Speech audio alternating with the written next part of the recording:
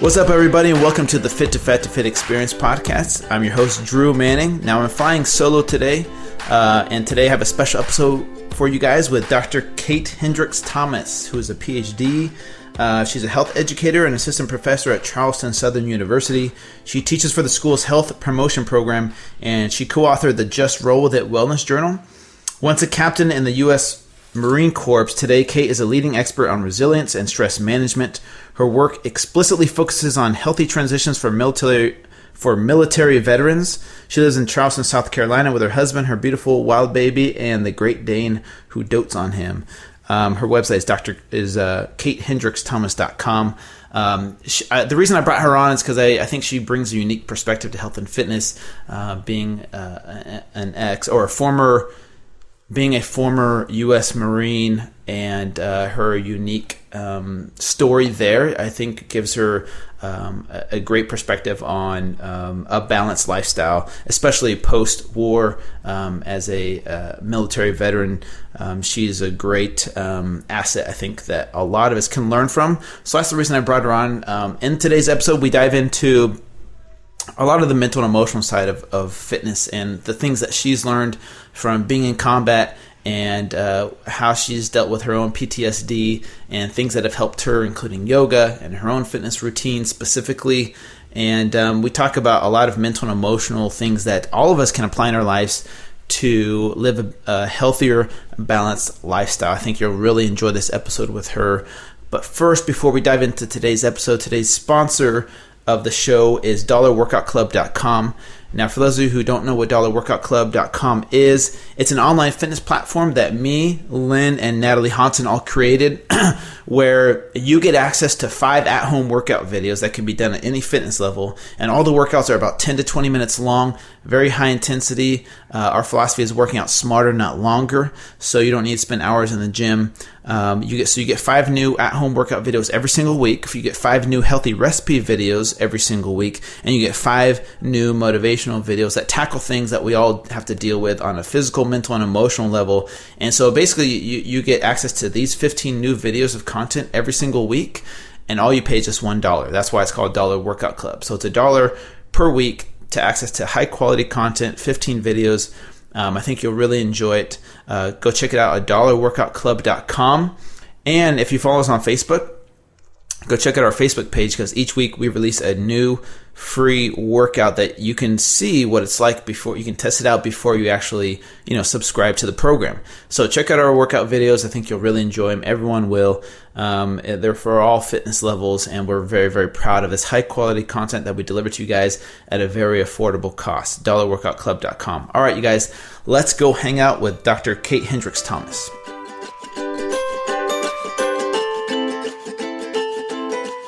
All right, Kate Hendricks-Thomas, thank you so much for joining me here on the Fit to Fat to Fit Experience podcast. How are you doing today? I'm so well. Thank you for having me. Yeah, no, my pleasure. I know this has been a long time coming. I talked to you, 2 months ago now, and here we are finally getting the podcast. So thank you so much for joining us. Now, where in the country are you? So I am in Charleston, South Carolina. Awesome. And how long have you been out there for? I moved here from Alabama 2 years ago to take a job at Charleston Southern University. We're a little liberal arts college in this beautiful city by the sea. And it's been a great experience. We've really enjoyed the move.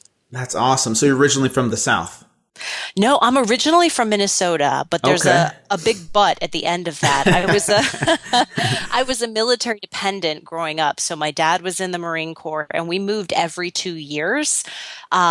I went to college. The longest I ever lived anywhere was Virginia for 4 years of undergrad. So I sort of claim Virginia, but I don't have a from. I kind of feel the same way. I mean, I didn't grow up in a military family, but I grew up in San Diego till I was 13. Then I moved to Virginia till I was 19. And then I went to Brazil, and then Utah, and then Chicago and then Utah again. Like I've been all over too. So I'm like, I don't know where I'm from, but just all around. So I can relate to that. Yeah, I mean, home is where you choose to make it. So we're still trying to settle in and become South Carolinians.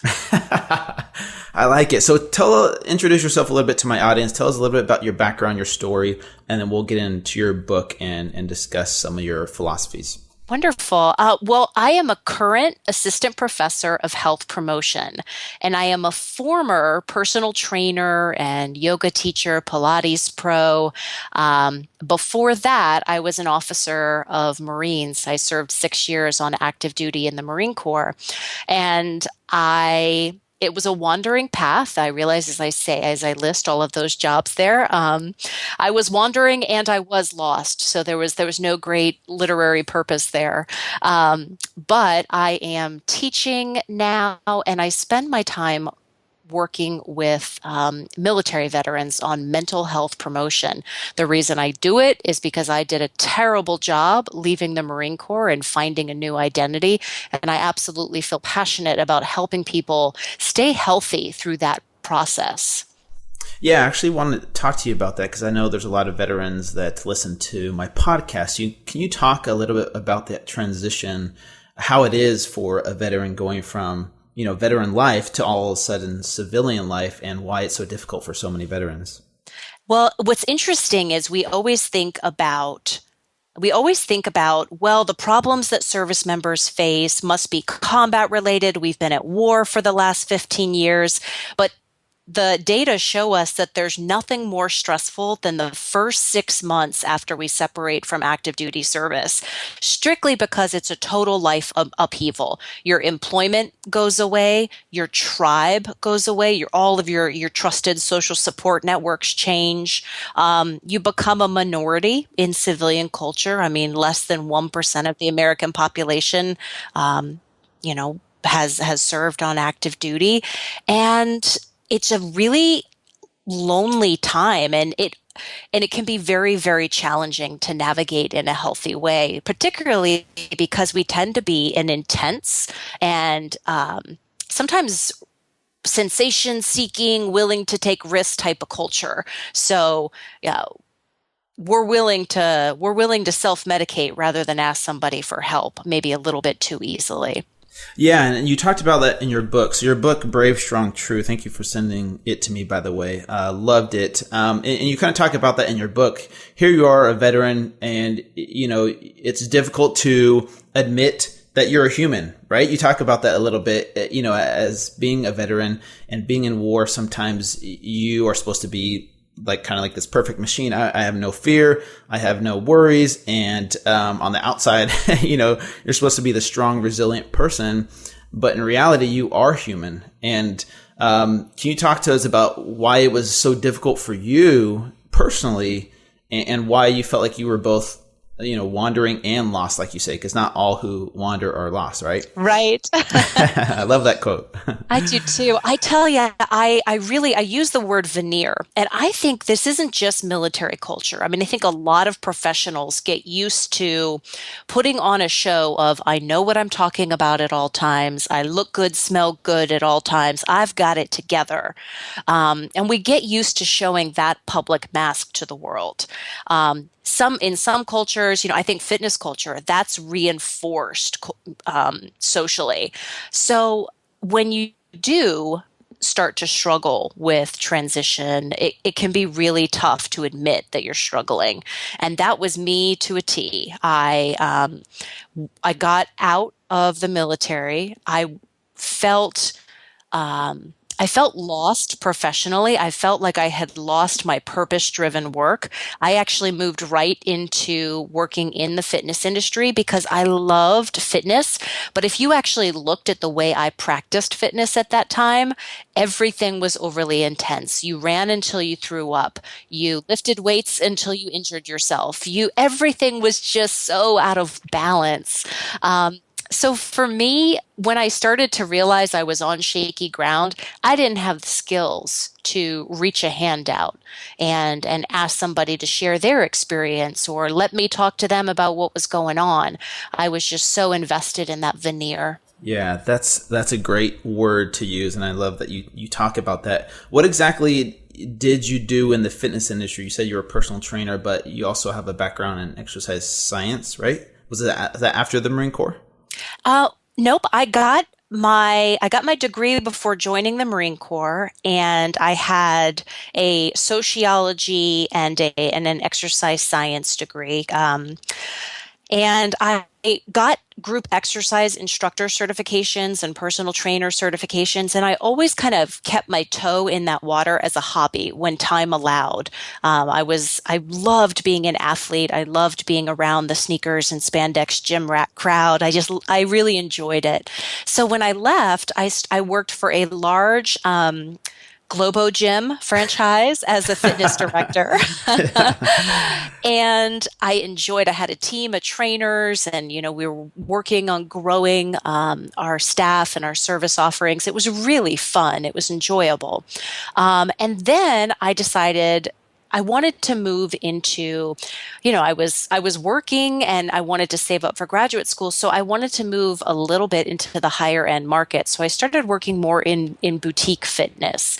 And I looked around one day and I remember thinking this: if you could afford me, you didn't really need me. And I realized that I was struggling with purpose in the higher end fitness realm. One of the things I loved about being on active duty was I never wondered why I was there. I was there for my Marines. I was there for my people. And I started to wonder, although I loved it personally in probably self-abusive fashion, I don't know if I felt enough, service opportunity.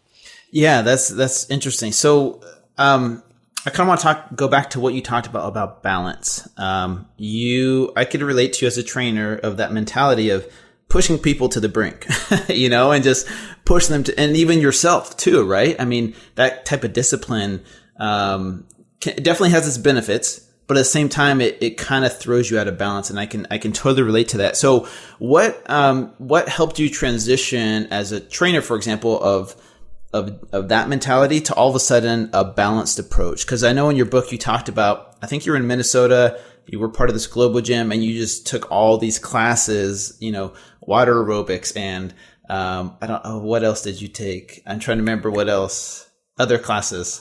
I was doing a lot of step aerobics and old school jazzercise. I mean, you name it, I was doing it because I was snowbound. I couldn't just go run the roads, and that was always my go-to.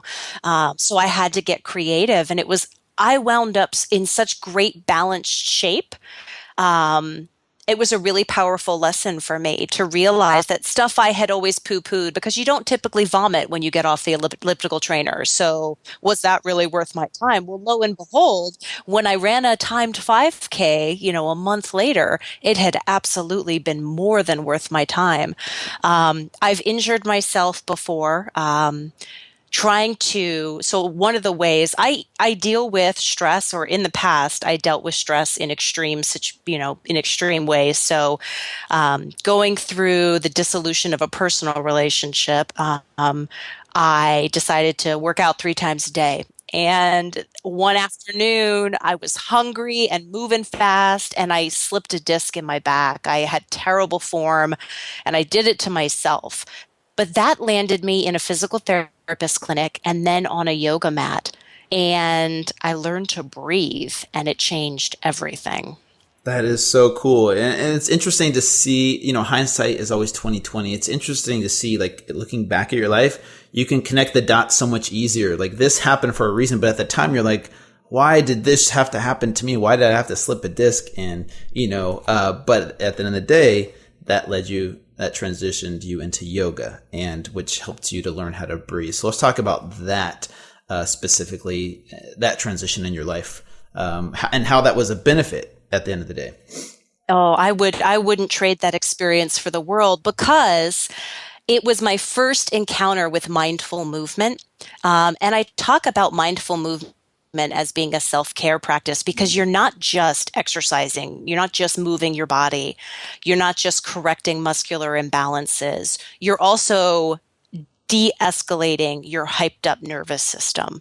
So it's a really beautiful thing, and it's different for everybody. You know, some people trail running with their dog, that's mindful movement. Some people it's a yoga class. Oh, I know a lot of people who say swimming, whereas I'm just trying not to drown while I swim.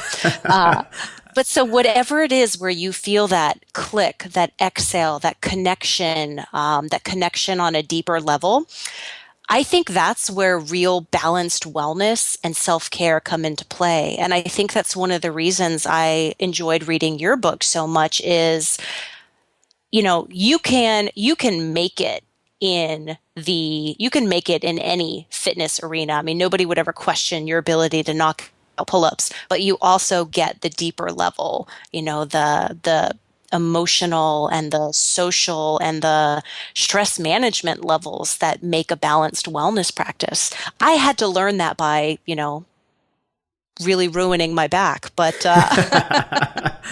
that's unfortunate, but I'm kinesthetic like that. Yeah, that's interesting how we learn lessons in different ways, and it sounds like that was a blessing in disguise at the end of the day because that led you down a different path. And now, does that help you help others differently now that you've been through that? And if so, how? Well, I'm really passionate now. I work in academia, so I'm an educator, but I do public health and health promotion. I've never left behind my love for fitness and wellness, but I'm able, as a behavioral health researcher, I'm able to kind of infuse all of my research and practice with those experiences. So when I'm designing curriculum to help military veterans who are right in the middle of that transition stress period, I'm able to bring in my story, my background, hey, by the way, these are mistakes. Don't emulate these. And then I'm able to teach them the specific techniques that have helped me do things in more balanced fashion later. And I don't want to claim perfection because it's a constant course correction, rudder steer lifestyle. We call them practices, self-care practices, because there's something you have to stay on and keep on. But I love helping other people work on their own self-awareness so that hopefully they cultivate it before they're on their knees, you know, with an injury, using dirty language in the middle of a gym. Exactly. Yeah, let's talk about that a little bit because one of your chapters in your book is, you know, dealing with mental fitness and dealing with stress. Because I think your book is great, obviously for helping military veterans, but can also be applied to your just average Joe, I think. So let's talk about some of your tips that you can, your techniques that you would recommend for people who have a stressful life. I mean, let's be honest, your average American doesn't have near the amount of stress that most, let's say, military veterans have to deal with. But stress is stress at the end of the day. And, you know, for everybody, their stress is their stress and it's real for them. Like, we're not trying to compare, you know, stresses, who has a more stressful life, right? But at the end of the day, what are some techniques that, you know, everybody can take away from this and apply in their lives? Well, I like to talk about 3 umbrella concepts that help anybody build their resilience. And to be resilient makes you a better parent, a better partner, a better friend, a better professional. I mean, it's useful no matter what phase of life you find yourself in. And I talk about it in terms of self-care practices, which we've kind of discussed as being managing your stress, treating your body well, what you feed it, how you move it, how you take care of it. But a huge one, and really the place you have to start, is social support cultivation. So finding that healthy, trusted tribe to support you on that journey and challenge you on that journey. We're wired to connect with God and with each other. And it's incredibly important. Nothing will kill you faster than loneliness, honestly. The data show us that. You can smoke, but don't be lonely. And then finally, spiritual practices. So whatever those look like for you, invest some time there. There are very real physiological benefits to asking yourself the big questions and spending some time looking at that and finding a little bit of peace and a little bit of connectivity. And it's really exciting because it's simple stuff, but it completely changes the way you're able to show up on a day-to-day basis. It changes the way you're able to handle your toddler pooping in the tub. I mean, it's absolutely life-changing. Yeah, the struggle is real. Oh my It is gosh. real. That is such a true story for a lot of people.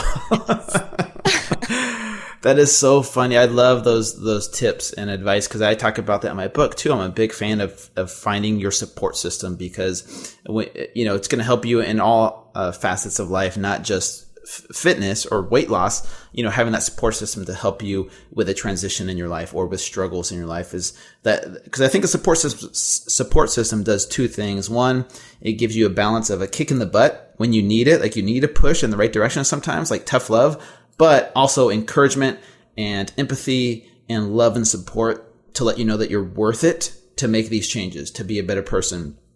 And I think that's what a support system does for people. And then also the second thing you talked about was kind of finding inner peace and your own spiritual practices to help you on an inner level. Because at the end of the day, you're the one that has to make the decisions, right? Your support system can't make the decisions for you.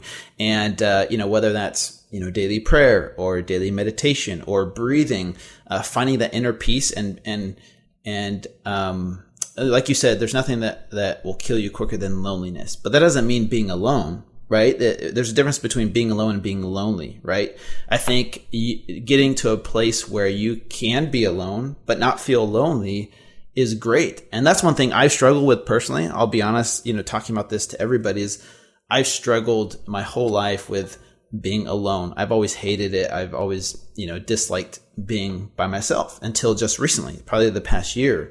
And I've, implemented a daily meditation routine and positive affirmations.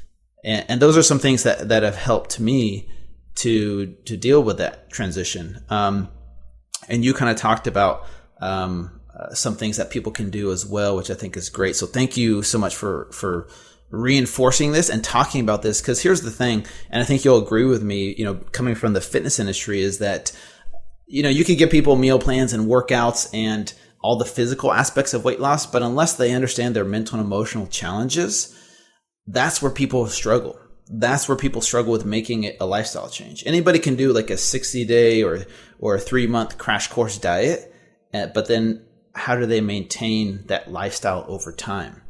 Right? I mean, I'm sure you can agree with me on that, right? Absolutely. I think it has to come from a deeper why. And if you don't have that, nothing you're doing is sustainable. It just isn't. Yeah.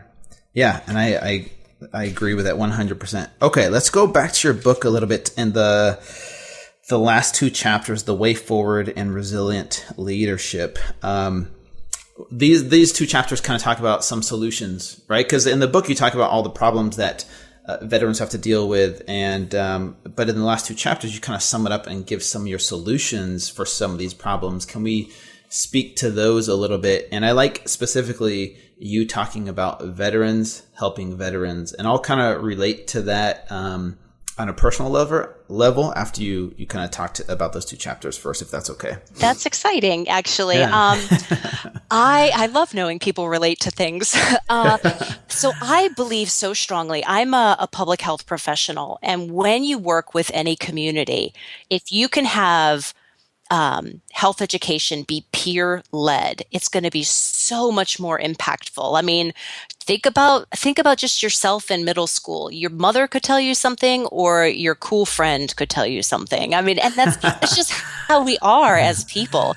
So I believe so strongly that, I joke about being, old with all these injuries, but I still have something to offer the young men and women who are standing watch today. And that's my duty to share what I know. And I feel that it's really incumbent upon us institutionally to stop talking about reintegration after the fact. I mean, we always focus on post-incident. We always focus on the treatment sector. Is there enough counseling and therapy for military personnel? That can't be the whole question. That can't be it. we have to be weaving these skill development practices into entry level training. You need to be learning to meditate in boot camp. I need to be checking to see if you're doing it regularly. And I can do that. I can, whether it's something as simple as checking your salivary cortisol levels, I can see if you have been regularly training your nervous system to de-escalate on command. So we can make these performance metrics. We can weave it into the culture. And when you do that, you get over all the stigma, oh, that's weak, malingering, hippie woo-woo stuff. When you make it testable, when you make it something we're all training to, when I can check to see if you're less stressed out than I am, all of a sudden you start speaking the military language. You've got competitive individualists, and I know you get this coming from the fitness world. Yeah, no, and I do. And wow, that's so powerful. Specifically what you talked about, dealing with after the fact, instead of using prevention methods to help people deal with these things that we know are going to be a problem. And man, that is so powerful in my opinion. And I really do hope that you can move a lot of these things forward. And because, from the outside perspective, like you said, people are going to look at this and be like, oh, that's hippie talk. That's kind of weird woo-woo stuff. But if you can make it measurable and show data that supports these claims, I think more and more people will buy into it. And I think we're shifting towards that. I mean, I'm not in the military. I don't know the mentality there of implementing these kinds of things, but I'm assuming more and more people are open to it, especially if you can show real data, right? I think any of us, you need to show us the numbers. And quite frankly, that's why I went to get my doctorate. You have to be able to empirically validate the program you're suggesting. And that's what we're working to do with a strong enough body of evidence that the Department of Defense says, okay, that's worth doing. So you talked about salivary cortisol levels. What other things can you measure inside the body to show that these methods are beneficial to people? Well, we call them biofeedback mechanisms, and some are very simple, like a little, saliva swab. Some of them are a little more complicated, like a functional MRI or brain scan. You can actually see when somebody regulates their nervous system regularly. You can see the front part of their brain where we have working memory capacity. You can see it grow. So that's not really scalable. Again, I think we're talking about simpler measures, but you can do the data that we're collecting now uses these really, really cannot argue with them metrics. So it's pretty exciting. Wow, that is so cool. Are you going to publish any of this, or is there, who are you working with to show this data? Well, I have published some of it in Military Behavioral Health, the California Journal of Health Promotion. We've got some more research under review right now with, different peer-reviewed journals. But I work with a lot of really wonderful nerds who are passionate about this. And, a lot of us are veterans, nerdy veterans who went back to school and have good reasons for caring about this. What is fun is to look at success exemplars in the nimble nonprofit world. I like to call it the nimble nonprofit world because they were doing this stuff and training people 5 years ago. So it's a lot of fun to look at organizations like Team Rubicon and Team Red, White, and Blue that are arranging the situation for reintegrating veterans to be able to kind of cultivate their social support and find new higher purpose. I have a lot of hope for the future, quite frankly. I think we get smarter every day, but I also think that these tactics are useful for anybody. Now I'm a civilian teacher with a kid and a dog, but it's useful for me still. And I think that's where the power lies. Do you think this would have made a difference for you had you had this knowledge before? This might be an obvious question, or, would this have helped you going through the Marine Corps having this knowledge beforehand? Yes. And that's one of the things I had a hard time doing in the book, but I knew I had to do if I was going to be honest. I don't know if you would have liked me that much 10 years ago, but I was intense, emotionally reactive. I was a little wound up, would be a kind way of saying it. I would have been a completely different person. I would have made, I think, many smarter choices, but I don't regret learning the hard way. I wish I had been more balanced in my approach to resilient wellness. So here's my controversial question for you for the day. All Hopefully you don't right. mind, Kate. But looking back at it, would that have affected you as a Marine? Like on the battlefield, having this knowledge, would that have affected you? And is there a reason why this stuff isn't in place for a reason? And I'm trying to play devil's advocate. What's your opinion? Well, I think that's important because what we need to emphasize as we talk about this programming is that it is Spartan, samurai warrior culture. It is completely useful, appropriate. These are great training techniques that real warrior cultures have employed throughout history. We really need to divorce these concepts from the fringes, the Woodstock fringes or something. It would have made me a better leader. I would have been more authentic. I would have been so much, I think, less, I would have been more self-aware and less concerned about always looking like I knew what I was talking about. 'Cause there were so many times if I had just listened more, talked less, asked a few questions, been vulnerable with people, I would have been a better Marine officer. That's so interesting. I love the word vulnerability, and I'm a big fan of it. Whereas before, I think in our culture and our society, even outside of the military, for men specifically, but also for women, vulnerability is seen as a weakness. Yes. Whereas later on in life, we realize, man, vulnerability really does make you stronger in the end. I was just curious to know if there's room for vulnerability in the military, and it sounds like there is from your experience, right? To a certain degree, maybe, right? I mean, I don't know about specifics. And I think it's all about making it culturally palatable. So no, there will never be kumbaya cry fests and that and that's not the direction we want to go, but something as simple as when we take recruits to the rifle range, we teach them to de-escalate their nervous system by controlling their breathing. The reason we do that is they shoot better.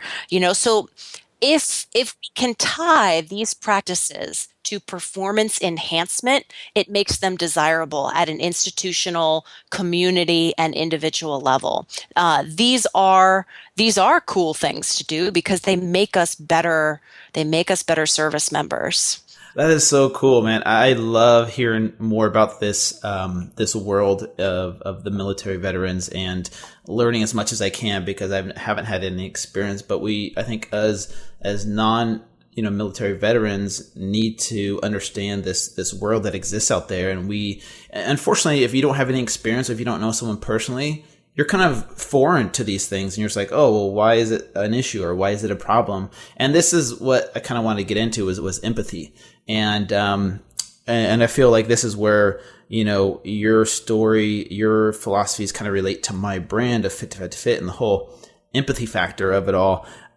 For example, veterans helping veterans, you understand the real problems that other veterans go through. And here you are now having seen the problems firsthand.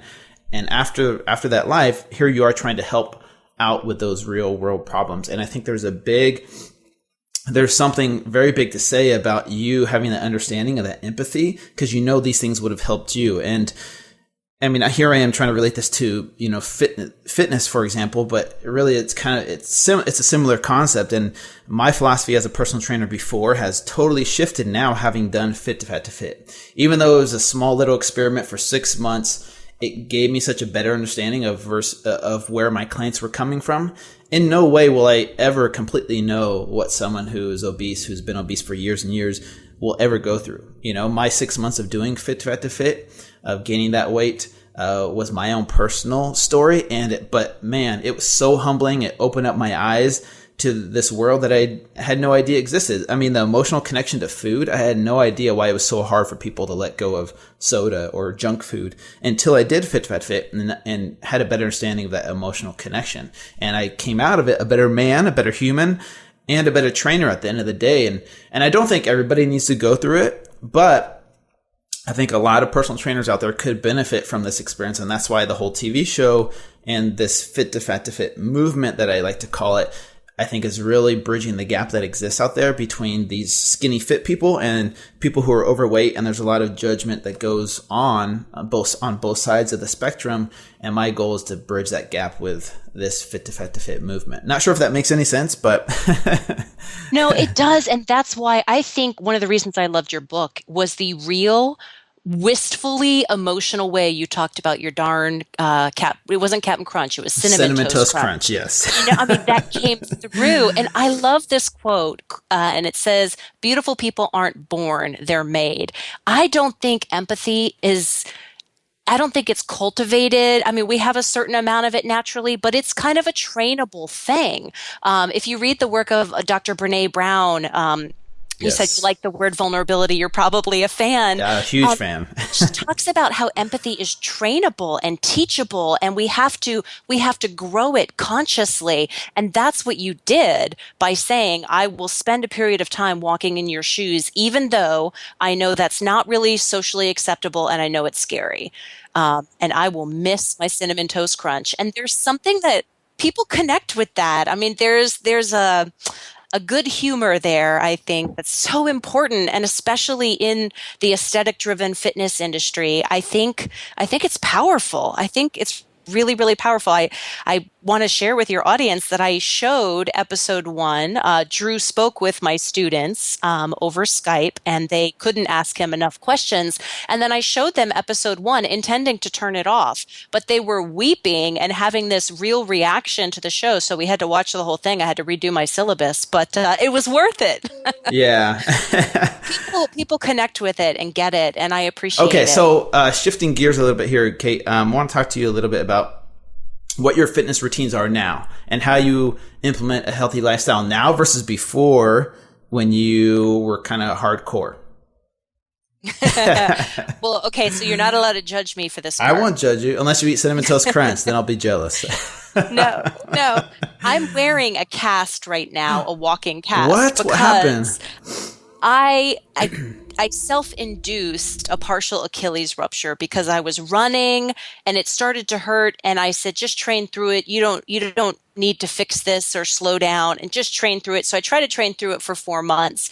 So it's one of those situations where you're constantly course correcting, and my crazy pants over intensity is never going to leave me completely. So I'm doing a lot of yoga right now. But pretty soon I will be back to a nice mix of, I do a lot of circuit weight training and yoga because that keeps my back out of pain. My back is my canary. And, every now and again, I still do something stupid and hurt myself. I haven't left that behind. No, but you know what? There's a great lesson here for all of us. And that is, just because you're hurt doesn't mean you can't do anything. You can still do something, right? I mean, just breathing practices and yoga is pretty much what you're limited to now, right? Absolutely. And it's probably what I need to be doing all the time. Yeah, your body is probably telling you need to take a break and stop pushing yourself so hard, right? Absolutely. Absolutely. You know, no, that's really interesting because for me, I still have that mentality of pushing myself really hard, but my focus has shifted over the years since before Fit to Fit until now, of pushing myself to the limits of where I need to be. Like before, I'm like, okay, I got to have a perfect body, I got to focus on my physique. Whereas now, I don't train nearly as hard, to be honest with you, because my focus is more about longevity and health. But I mean, obviously I do like to work out, and I know that it will lead to having a nice body, but I try to not have my focus on my physical form, because that's not the definition of who I am, in my opinion. And so for me, I have shifted gears over the years as far as like, okay, do I need to push myself this hard? And I'll be honest, when I was doing CrossFit, have you ever done CrossFit, by the way? I have. I went through a minor addiction phase.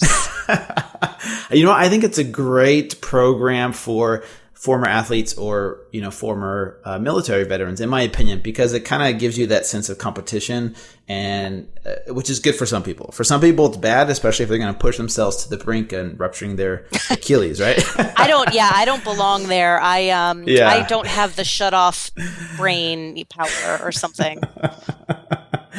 No, I totally get it. So, anyways, I kind of took a break from it, and that's now being here in Hawaii, and I don't do CrossFit as much. But anyways, what about nutrition? What do you being in, teaching a health class at your school, what do you talk about as far as nutrition, and what are your philosophies on nutrition?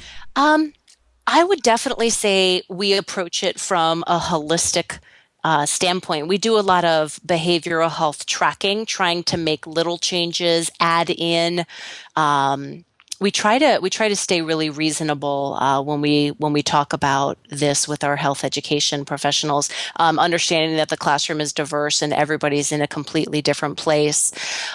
We talk specifically about trying to set up your day-to-day so that the healthy choices are the easy choices. So something as simple as I hard boil a dozen eggs on Sunday night so that if a morning is crazy, I can just grab a couple of them. Makes a healthy choice an easy choice. And that's really how we try to approach it. So no calorie counting or anything of that nature. The focus is on how does a food make you feel? How does it help you perform? Not what does it do to your derriere? That is funny. Touche. That is funny. No, that's a great piece of advice. Like the boiling the dozen eggs and having those things ready to go. I think the easier you can make healthy food, the more accessible you can make it, the better off you'll be in the long run. Because I think the problem with our society is it's set up to where the junk food, the fast food is set up to be more convenient, and we're a society of convenience. I mean, let's be honest. We love convenient things, and if we can make the healthy food more convenient, then we're headed in the right direction. I mean, it's not guaranteeing that you're going to eat that food, but if you can just make it more convenient, and that's why I'm a big fan of meal prepping your meals on Sunday night, for example, or spending 5 minutes every night before you go to bed, getting your meals ready for the next day. You'll be so much better off because what you're doing is making the healthy food more convenient than the unhealthy food. I think it's vital. I agree with you. Yeah, that is so cool. Man, I would love to talk to you so much more about nutrition specifically and how that actually, affects us on a biological and spiritual level and emotional level too, and hormonally too. But we're kind of running short on time. I did want to get into the lightning round, and I know you've heard this before. Are you okay with doing this? Yes. It's going to be fun. Now, I don't have Len here to do the questions, but I created them myself, and they're going to be pretty funny, I hope. Okay, so the first question for you, Kate, is what is your favorite unhealthy food, your treat meal? Oh, so many. Chocolate pie. Ooh, chocolate pie. That sounds delicious. Now, do you make your own chocolate pie or do you go out and buy it? Yes, I use graham cracker crust and the cook and serve Jell-O pudding and whipped cream. It's not fancy, but it's delicious. That sounds awesome. When was the last time you made it? Oh, goodness. It's been a little while. Okay. I think my husband's birthday. Okay. When was that? Back in January 8th. I should remember that, right? We're recording You should, this. Yes. Okay. What is your favorite TV show? Other than Fit to Fat to Fit. I know that's your favorite TV show. What's your favorite guilty pleasure TV show that you watch? Adam's Secretary. I'm very addicted right now. Ooh, okay. I've heard good things about that. I haven't watched it yet, though. Okay. What is one thing you can't live without other than, your family and, those kinds of, typical answers? What is one thing you can't live without? I am an animal person, and even when it's completely not easy to do so, I always have a pet, usually a large breed dog. Do you have a dog right now? Yeah, we have a Great Dane. Oh, that is pretty big. Yes. And she thinks she's a person, so she's not a convenient animal, but, she's much loved. Okay. What is you're doing really good here, by the way. What is your most embarrassing moment during yoga? Something that either happened to you or someone else in one of your yoga classes? I know exactly which one this is. I was teaching a class. A new woman came to a class full of regulars and kept breaking wind, but acted like she didn't hear it, didn't acknowledge it. I mean, it happens. You can acknowledge it, but it was just awkward because she wasn't acknowledging it, and it was repeated. And she kept doing it. Yes, multiple times. I didn't even know how to handle that. That is so funny. I imagine it would be something like that. Yeah. Yes. To each their own, I guess, right? We can all laugh about it, but you have to acknowledge it. And she was doing it repeatedly and playing it off. That is so funny. What is the last or what's your favorite workout song to listen to while you're working out? I go with Lady Gaga and stuff, just silly pop music stuff. No, you can't go wrong with Lady Gaga. I'll admit, I even listen to Lady Gaga. Hopefully, I don't lose my man card for admitting that. But no, she's talented. I give her that. Okay. Now, have you ever been overweight in your life, like 50 plus pounds overweight? Never. No, I've been higher than I've wanted to be. Yes. Okay, sure. Would you ever do a fit to fat to fit experience? I think I would have to on purpose. I'd have to get over some serious fears. I think I'd be afraid that I wouldn't be able to lose the weight.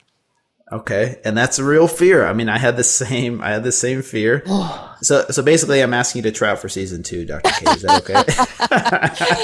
Okay, all right. We need somebody like you. No, I'm just kidding. No, it's not a serious question, but I mean, I really like to ask people, do they think they could do it, especially if they've never really been, 50 plus pounds overweight. It's scary. So yeah, it would be scary. And for women, let's be honest, it is scarier, on a physiological level. It's more difficult and it affects your hormones a lot more. Mm-hmm. Well, and there's so much social capital that comes with being, fitting a given aesthetic as a woman, and it becomes scary to think about what you lose professionally, personally. But here's the other way to look at it too: is like you seem the type that seems disciplined enough to accept the challenge, take it on, and overcome that challenge, right? Yes, But this is different. It would literally be scary because, we were talking about having little ones and really trying to prioritize your own health and fitness. Like the episode with Tasha, she had a hard time prioritizing herself. And I would be afraid that I'd have a long struggle ahead of me, and I can't guarantee that I'd have the prioritization time. I'm scared. I'm audibly scared. Okay, no, I'm not. I wouldn't force you to do this, but if you did it, it would be awesome. But you're a brave man, I will say that, and that's why it's so powerful. That's why it's so powerful. Well, thank you so much, Kate. And before we conclude here, where can people find you, your book, your website, you on social media, all of that? I'm going to put all that in the show notes. Wonderful. So my website is www.katehendricksthomas.com. You can learn more about the book at bravestrongtrue.com, and I'm on Twitter at PrecisionWell. PrecisionWell. Okay. So you're not on Instagram or Snapchat or No, I'm old. That's okay. I just recently got on Snapchat a few months ago. I'm still learning how to use it. It's kind of weird, but Instagram has been one of my favorite ones to use. But anyways, Kate, thank you so much for coming on again. I really, really appreciate you. Thank you for your service. Thank you for what you do for so many people. Keep on inspiring others, and we will talk to you again soon. Thank you for having me. It was such a pleasure. No, my pleasure, Kate. We'll talk to you soon.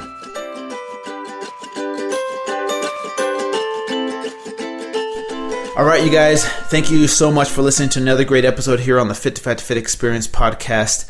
I really hope you enjoy this episode with Dr. Kate Hendricks Thomas, and I hope you guys enjoy me bringing veterans on, because I think they have done so much for our country, and I definitely want to include them in the conversation, especially when it comes to not just physical health, but mental and emotional health, which I think a lot of us can learn some valuable lessons from military veterans. And so I'm very, proud to bring these types of guests on. I would love to hear back from you guys, though, on what other types of guests you guys want to have on the show, and other people that we should interview in the fitness realm, and or even in the non-fitness realm, for that matter. Is somebody that's outside of this industry that brings a different perspective to the game, I think it can be very valuable. So let me know. Follow me on social media, you guys. All my handles are at fit2fat2fit with a number 2 in between there. My website is fit2fat2fit.com. You can sign up for my newsletter there to stay in the know on, upcoming podcast episodes and the TV show, for example, and speaking engagements and events that I'll be at. So definitely follow me on social media. Sign up for my newsletter, you guys. Lynn, who's not here, her website is the number 2 fitathome.com, and all of her social media handles are at 2fitathome as well, if you want to reach out to her. We definitely would love to hear from you guys. Please subscribe to our podcast on iTunes and leave us a review there. We really, really appreciate you guys being a part of the Fit to Fat to Fit Experience podcast. And let's do this together. Let's embrace this healthier lifestyle change, and let's have fun at the same time. You guys, thank you so much for listening.